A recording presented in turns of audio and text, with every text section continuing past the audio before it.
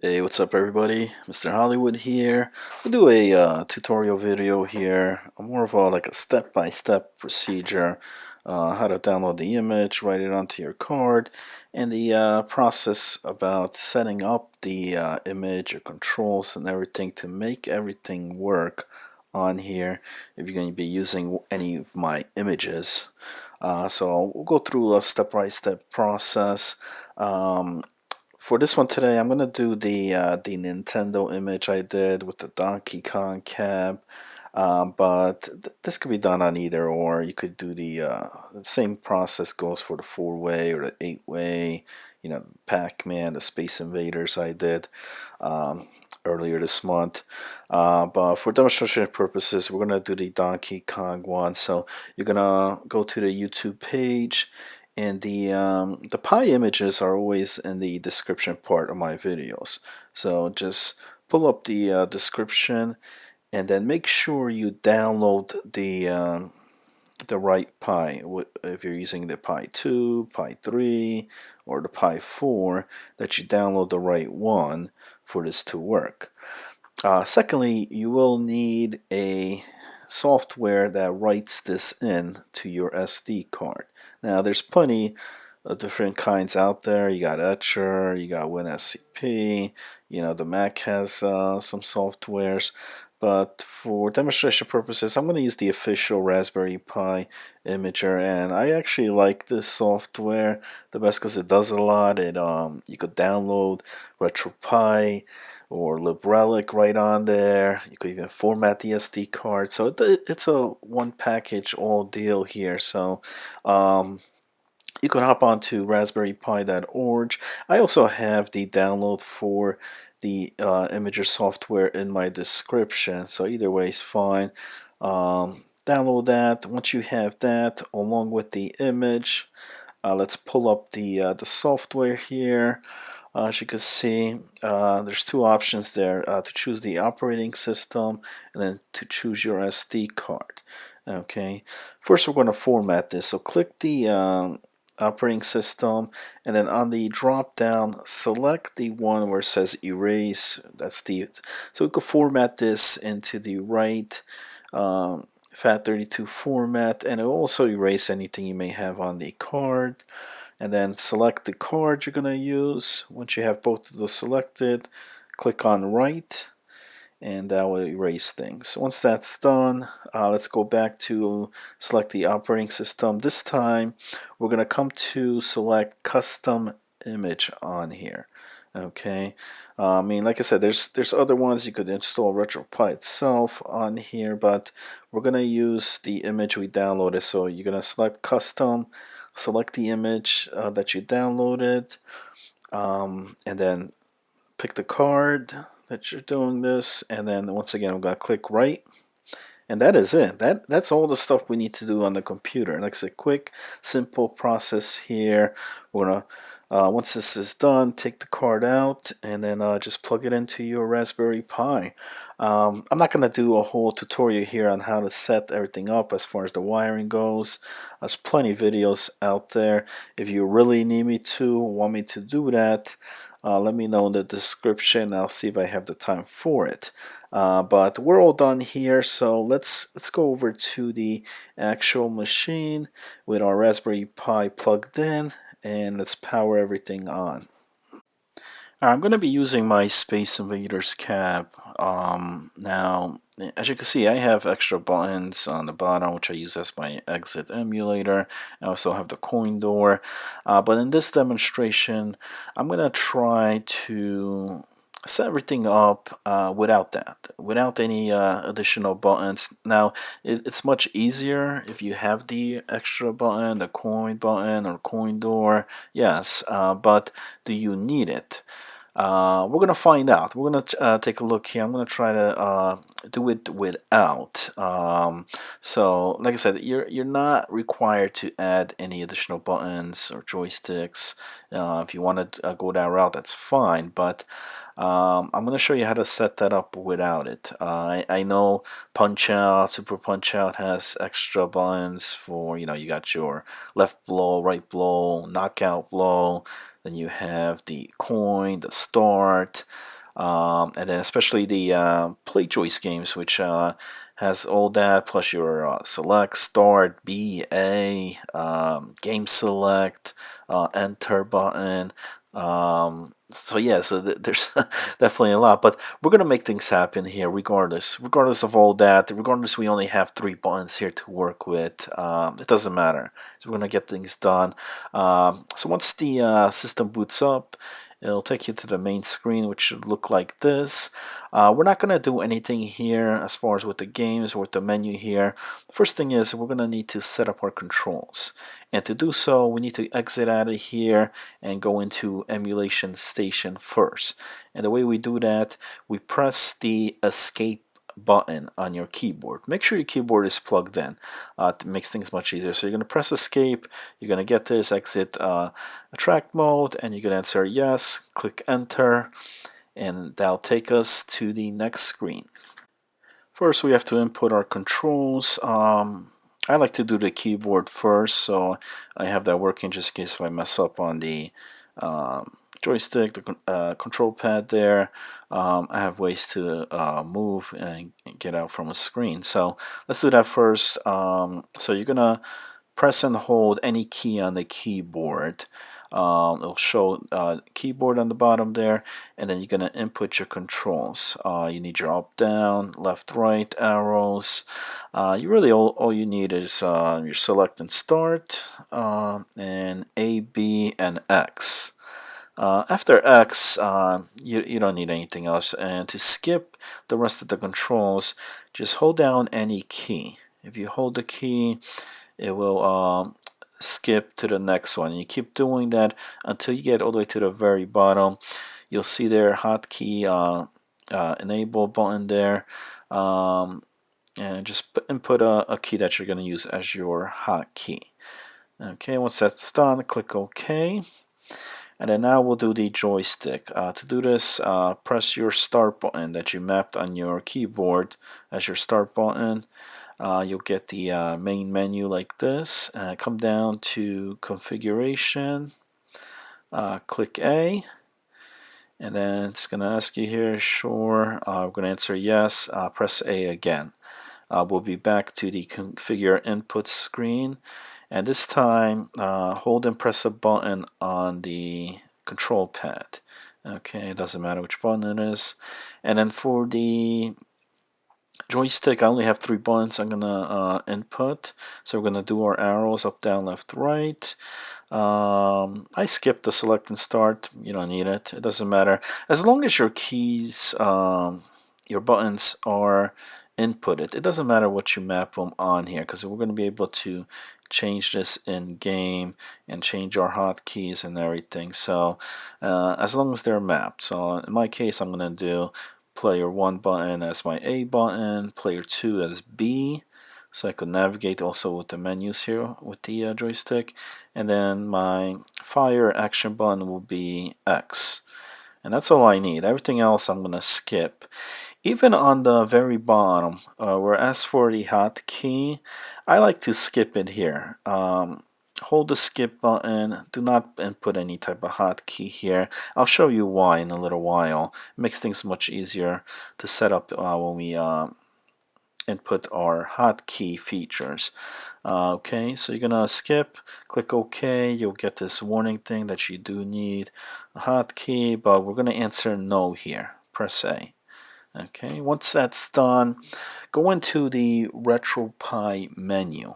From the RetroPie menu, from your main screen there, go down to RetroArch. Let's pull up RetroArch. Alright, we're in RetroArch. We're going to set up our hotkeys. We're going to come down to Settings, press A. Then you're going to come down to Input, press A again, and then highlight Hotkey Binds, press A. And this is where all your hotkeys are.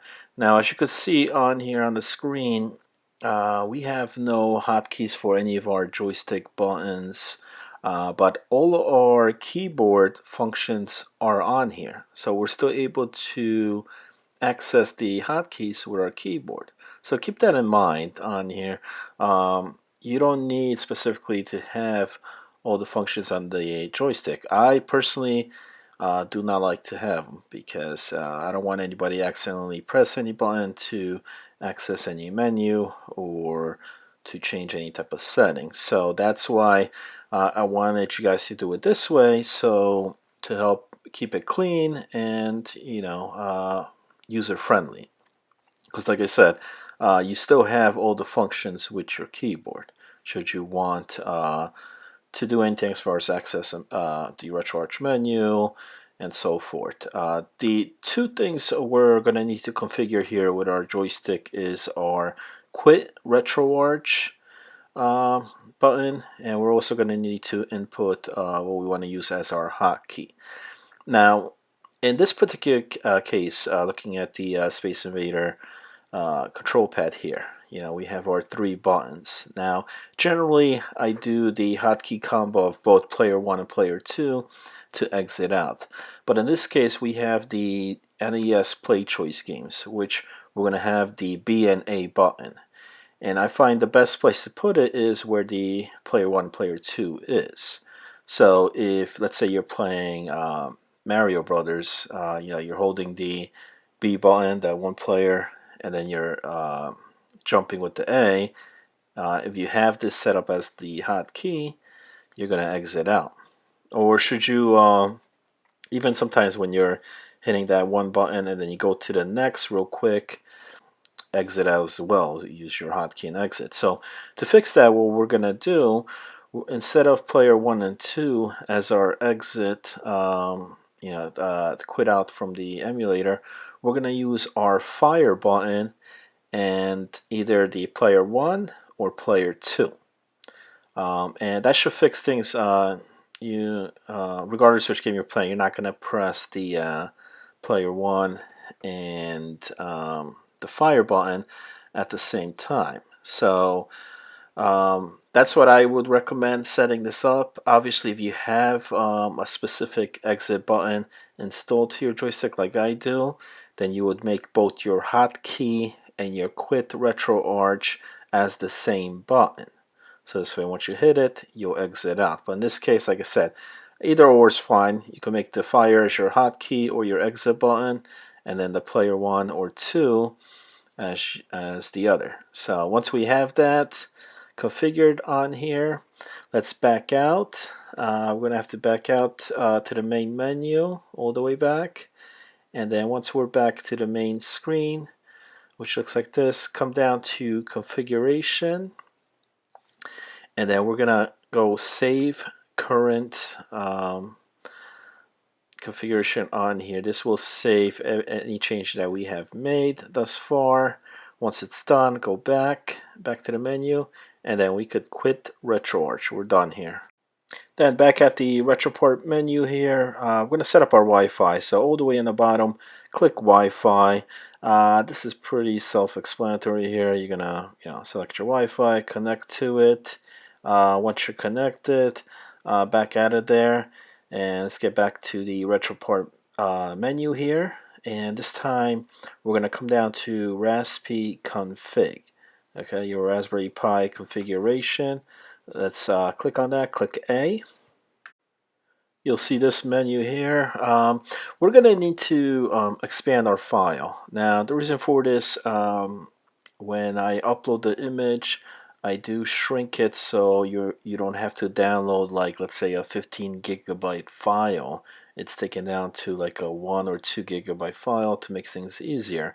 So, but since doing that, your SD card there is going to say that it's full, or it's going to appear that it's full. So we got to change that. We got to come down to advanced options from the main screen here. And then the first one here, expand file system. That will expand things. So this way you'll be able to bring in additional files, images, games, whatever it may be. You don't run out of space on your SD card. Then let's come down to interfacing options from the main screen. And then you're going to come down to SSH. What this does is we're going to enable this, and so this way you could work remotely, move files to your Pi from your computer once we have SSH enabled and we're connected to the same Wi-Fi. Okay, once that's done, on the bottom, move to the right, click Finish, and then let's reboot. It's going to ask you reboot, and we're done with emulation station. That's all that we need to configure there. Everything else we'll be able to do in our attract mode. So let it reboot, and I'll meet you guys at the main screen.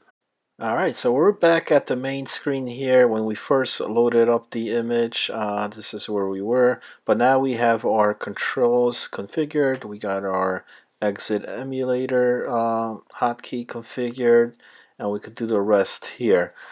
First thing I like to do is go into controls to configure the controls here for this menu. Okay, to do that, you're going to press Tab. Okay, and then from tab here you get this menu, go down to controls, and then you'll see a whole list here of the different controls that you could configure should you want the functions to be available on your joystick, the joypad there. The keyboard should already be configured, but like I said, you could change those if you don't like certain kinds. Main ones, you want to make sure you're able to navigate, move up and down, and also the select. Select one is where you could load the game, to pick the game on there. If it's not the button you want, or you want additional button to do it as well, you could change that. Just click on it, and then you'll see a add input. If you want to add another button to use as a select, or if you want to remove something, this is where you do it. Okay, and then you can back out. If there's anything else you want to configure to be able to do on the control pad, or you want to change that's on the keyboard function, you could do so here. Okay, once we're done, we'll go back out to the menu here. This time we're going to come down to displays. Okay, click displays and then select arcade. Okay, when we come up, you'll see a section there called layouts. This is where if you want to swap out the different theme layout that we're using. If you don't like the original theme layout with the marquee in the center there, you could switch this. If you like the screenshot feature better, just change the layout, and then when you back out, you'll get the new layout that you selected. So that's all that's to that. Very simple, easy to swap out. And that takes care of that. And lastly, we have to just configure our controls for each game. I'm going to start things off here first with Donkey Kong, the main one. And this works on all three Donkey Kongs. Donkey Kong, Donkey Kong Jr., Donkey Kong 3, same way. To access the menus, to input our controls, all you got to do is, once the game is loaded, press Tab on your keyboard, and you'll get this menu box. And the menu box, you're going to come down to the second one, input this game.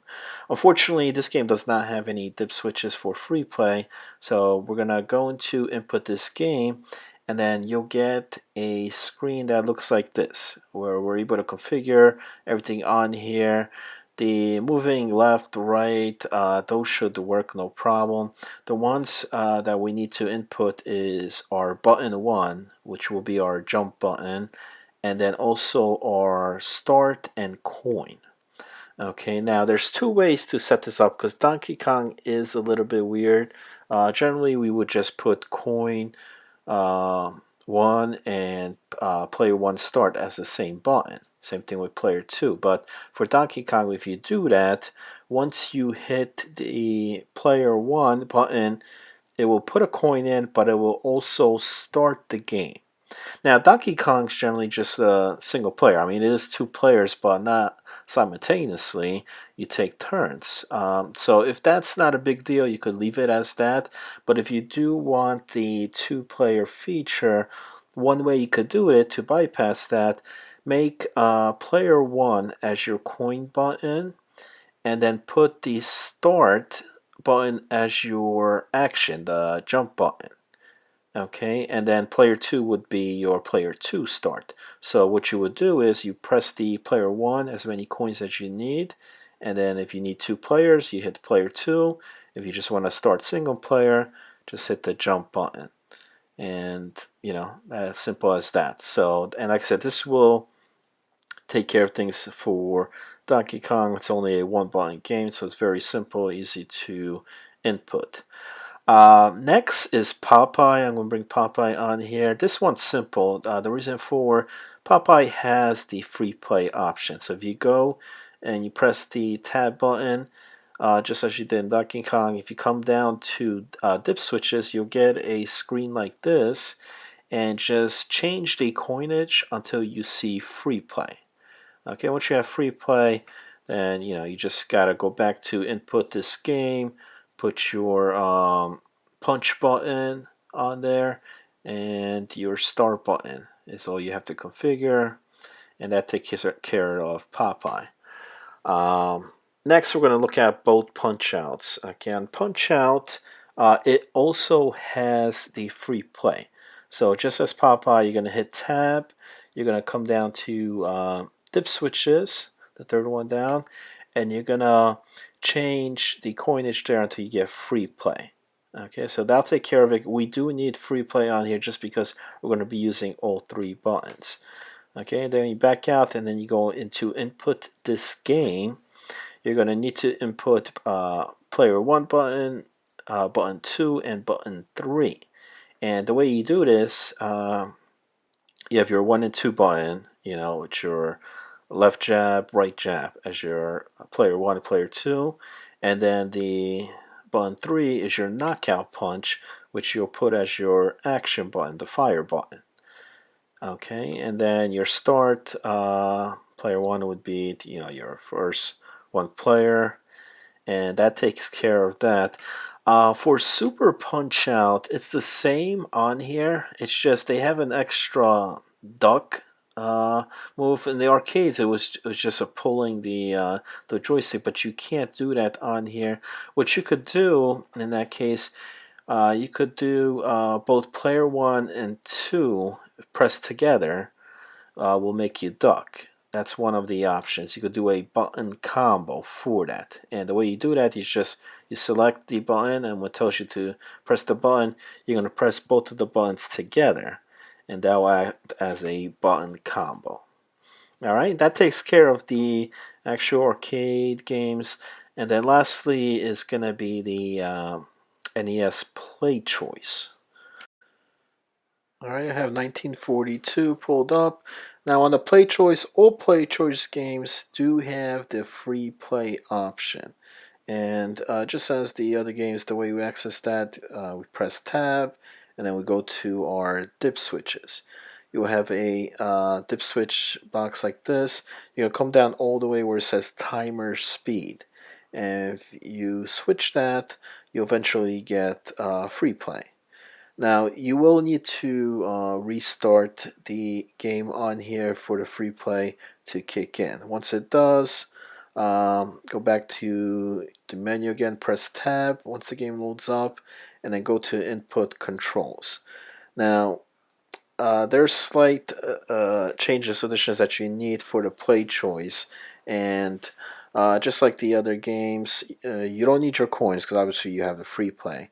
You need your B and A button, which you're going to make as your player 1 and player 2. And then you're also going to need your start button to start the games. Make that as your fire, your action button. The other button that you do need is the enter button, the one where it says enter. And make that as also where you put your start button as your fire button. Okay, the middle one there. So your fire button will act as both your start and your enter button. The way the play choice works is you put a coin in, then you press enter to pick the game, and then you press start to start the game up. Since we have free play, we don't have to worry about the coin. And the other ones we don't need as far as selecting, because That's if you had, let's say, a list of play choice games to navigate through. So since we don't need to do that, we don't need that function. The only button you can't configure on here is the select button. You would need an extra button. That's the only thing I could not do on here. You would need an extra button to have that. The only games that I could think of off the top of my head that use the select button is Metroid and the original Teenage Mutant Ninja Turtles. For Metroid, you press the select to change to missiles, to fire the missiles, and then for Turtles, it's when you pick up like boomerangs, the special key items to switch that. So you won't be able to do that without the select button. So just those two games you will not be able to play without an extra button. Now, it's not a deal breaker. I mean, you still have because there's 52 play choice games on here, and I mean, I don't even use half of those. I generally have it for the Donkey Kong, the Punch Out, the Popeye, and then I'll throw maybe a maximum of 10 play choice games. I like to keep it simple. Usually I do those. Get bored of Donkey Kong, I'll load a NES game here and there. But to each his own. Like I say, if you do want to use that, you need the select button for those two particular games. The other games, they don't use it. Usually select button would be to put two players from the main menu. But obviously here we're playing all these single player. So you need your start, which you do have, and you need your B and A button. The other thing is about the controls. Now, depending what joystick you're using, if you're using a 4-way or if you're using a 8-way, you got to keep that in mind because if you're using an 8-way, you could play any of these games. But if you're using a 4-way, because you want to have the 4-way for your Donkey Kong and the Punch Out, you want to keep it as a 4-way, you're restricted to some of these games you can't play. For games like, let's say, let me give you an example, like Double Dribble. Double Dribble, you need the 8-way. You got to move around the court. You got to go diagonally too. With a 4-way, you can't do that. Same thing with, let's say, like Turtles, the arcade game. You got to be able to move around, or 1942, the airplane. So you got to move all 8 directions. You'll be restricted to only 4 if you're using the 4-way. Most of the side scrollings are fine, except for Contra. Contra, you can move, but sometimes in Contra you gotta shoot diagonally, like downwards or upwards. And once again, without the 8-way, you won't be able to play that properly. So keep that in mind. When you have these now, you could delete the games you don't want on here, or remove them from the menu if you don't want to delete them permanently. I'm going to show you guys how to do that next. The first way will delete the game permanently, so you won't be able to run the game anymore.